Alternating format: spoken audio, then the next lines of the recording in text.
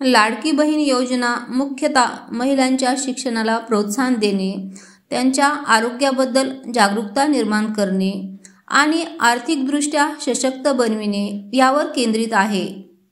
या योजनेच्या अंतर्गत महिलांना नवीन बदललेल्या नियमानुसार 1500 वरून आता 2100 रुपये आर्थिक सहाय्य देण्यात येईल, पण त्यासाठी काही नवीन नियम पाळावे लागतील। बघा नवीन कोणते नियम सांगितलेले आहेत। नवीन नियमाचा समावेश करताना सरकारने कुटुंबाच्या आर्थिक स्थिती, शिक्षणाची पातळी आणि आरोग्यविषयक बाबीवर विचार केला आहे। कुटुंबाचा आर्थिक स्तर योजनेचा लाभ घेणाऱ्या महिलांच्या कुटुंबाचे वार्षिक उत्पन्न 2.5 लाख रुपये किंवा त्यापेक्षा कमी असावा लागतो। हे लक्षात घेऊनच सरकारने असे नियम बनवले आहेत, ज्यामुळे गरीब कुटुंबांना प्राथमिकता दिली जाईल। शिक्षणाची पातळी लाडकी बहीण योजनेअंतर्गत लाभार्थी महिलांनी किमान 10वी पास केली पाहिजे। उच्च शिक्षित महिलांना या योजनेचा लाभ घेता येईल, ज्यामुळे समाजात शिक्षणाच्या महत्त्वाबद्दल जागरूकता वाढेल। आरोग्य आणि सामाजिक सुरक्षा योजनेच्या लाभार्थ्यांना आरोग्याच्या बाबतीत प्रमाणित कागदपत्रे सादर करावी लागतील। त्यामध्ये नियमित आरोग्य तपासणी आणि लसीकरणाचे प्रमाणपत्र समाविष्ट आहे।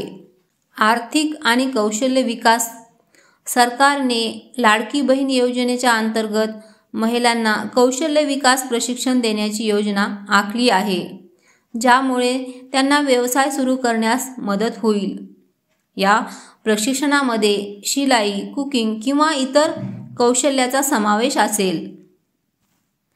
4500 रुपये सहाय्य हे सहाय्य विशेषतः शिक्षित आणि आर्थिकदृष्ट्या दुर्बल कुटुंबातील महिलांना मिळेल।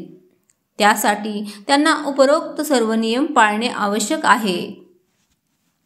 या सहाय्याचा उपयोग महिलांना शैक्षणिक साहित्य, आरोग्य सेवा किंवा कौशल्य विकासासाठी करता येईल। 2100 रुपये सहाय्य हे सहाय्य मुख्यतः असामर्थ्यदर्शक कुटुंबांना मिळेल, ज्यांचा वार्षिक उत्पन्न 2.5 लाख रुपये असण्याच्या अटीवर आधारित आहे। या सहाय्यामुळे त्या महिलांना आपल्या गरजा पूर्ण करण्यास मदत होईल।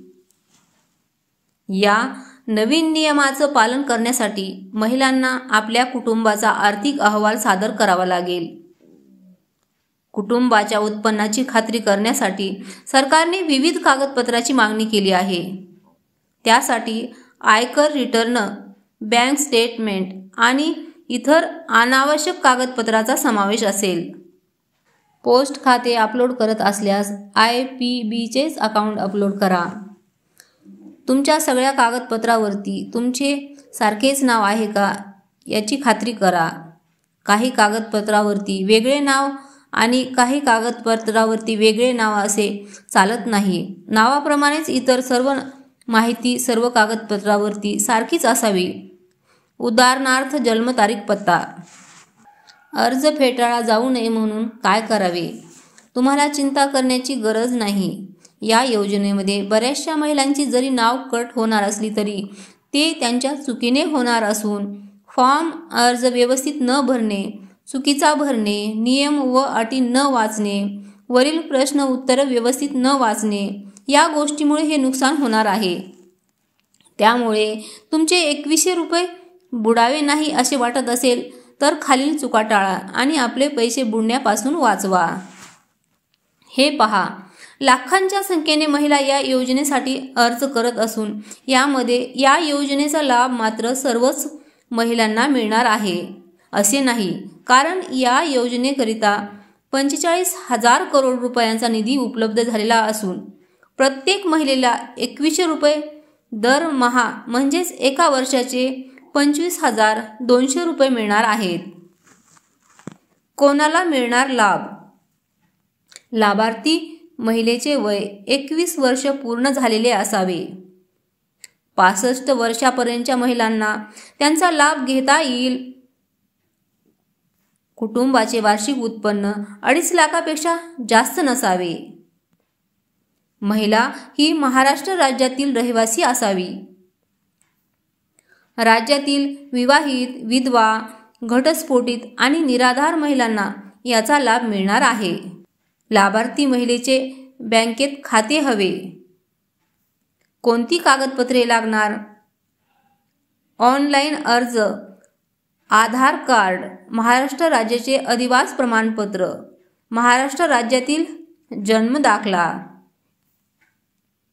सक्षम प्राधिकारी यांनी दिलेल्या कुटुंब प्रमुखाचा उत्पन्नाचा दाखला. बँक खात्याच्या पासबुकाच्या पहिल्या पानाची छायांकित प्रत, पासपोर्ट आकाराचा फोटो, रेशन कार्ड, योजनेच्या अटी व शर्तीचे पालन करण्याबाबतचे हमीपत्र.